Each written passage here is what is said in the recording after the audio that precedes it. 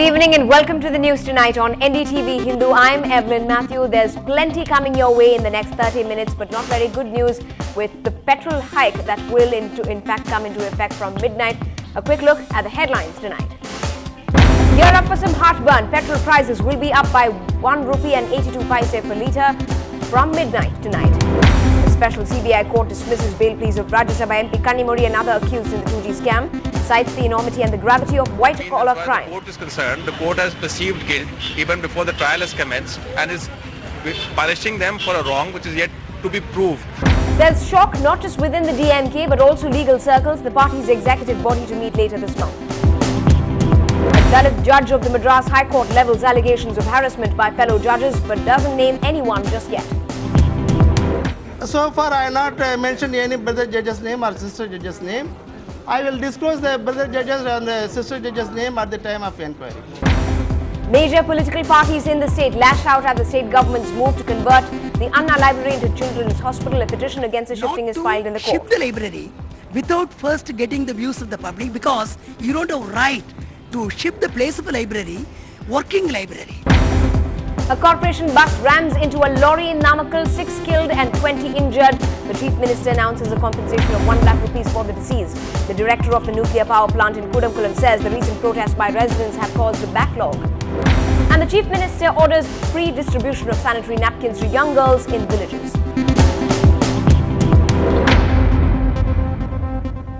Our top story that we've been tracking tonight, it's been an emotional day, one of shock and absolute disappointment for Karunanidhi, his family and the DMK today, as the special CBI court dismissed her bail plea. And otherwise calm and composed Kannimozhi is reported to have burst into tears, a shocker for the party, even as the top brass was in the capital hoping for a final homecoming. The bail was also denied to 7 other accused in the 2G scam, citing the gravity of the crime and the enormity of the offence. The court said public money was used for personal purposes, causing huge loss to the economy.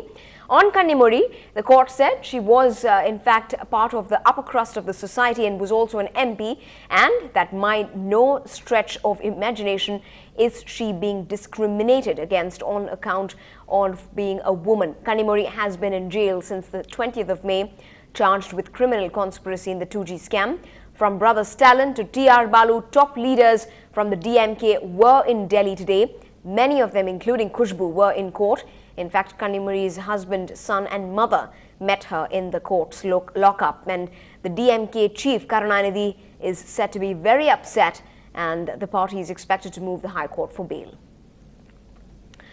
And these are the reasons given by the judge of the CBI Special Court, O.P. Saini, for the rejection of bail, and I quote, "The persons involved in such offences, particularly those who continue to reap the benefits of the crime committed by them, do not deserve any indulgence. Any sympathy to them, not only in fact being entirely misplaced, is also against the larger interest of the society.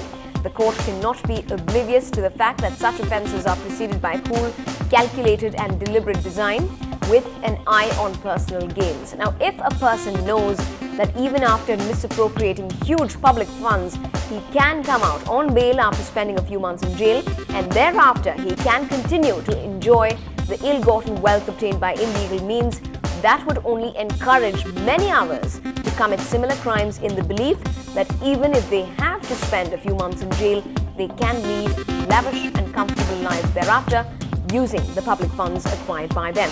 In fact, not everyone, he says, would mind luxurious living for him and his family, even if it comes at the cost of spending a few months in jail. A strong message, therefore, needs to be sent to those who are white-collared criminals and those who are waiting in the wings, that are in the long run.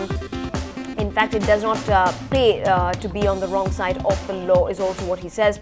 He added that the community or the state is not persona non grata, whose cause may be treated with disdain. The entire community is aggrieved if economic offenders who ruin the economy of the state are not brought to book.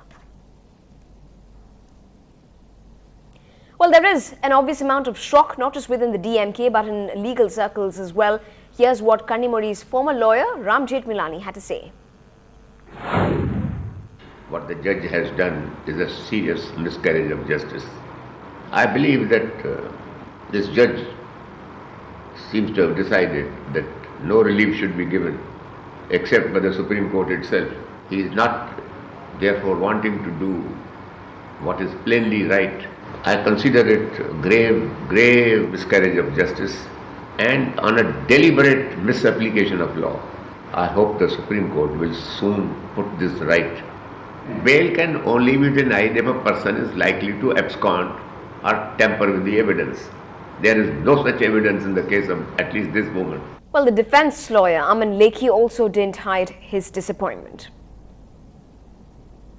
We are now joined by Mr. Aman Lekhi, lawyer for one of the accused in the case, former Telecom Secretary Siddharth Behura. Sir, you have been sounding rather angry since this order came out. You've called it an unfair, unwarranted order. One of the things that the judge has said in a very strongly worded judgment is that the ultimate objective of the accused was to use public money in a carefully planned manner for personal use, something they had no right to do. That is his reason for rejecting the bail pleas. How do you respond to that? Perverse is how I describe it. He's jumping the gun and he's forgotten the stage at which he's making the statement. Only a charge has been framed and charge only shows the case is fit for trial. Guilt is yet to be adjudicated because the evidence is to start on the 11th. On what basis has the court concluded that they have benefited or it's a scam? That means as far as the court is concerned, the court has perceived guilt even before the trial has commenced and is punishing them for a wrong which is yet to be proved. This is not the way in which a bail proceeding is to be dealt with, and this is precisely a grievous with regard to this order. The order deals with the perception of guilt, not before the proof of it is established, and then talks about apprehension for which there is no factual basis. On both counts, the order is wrong. Right. So now, considering that the CBI itself was not opposed to the bail pleas of at least 5 of the accused this time, and the Supreme Court had given them the liberty to approach the trial court for bail after framing of charges, what do you think went wrong? What is it that went against the accused? Went against the 5 accused, went against all the accused. All accused, sir, because obviously bail has been denied to all 8.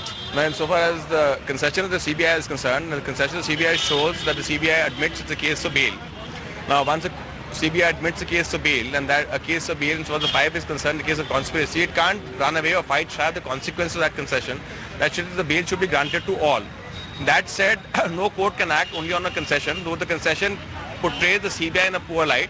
You're saying it was wrong on the CBI's part to divide the accused into 2 different categories? I mean, not only was it wrong ethically to do it, it was wrong legally to do it. And there was absolutely no answer to the CBI when we raised the specific plea of the legal consequences of this particular segregation, which are completely absent from the statutory basis of it.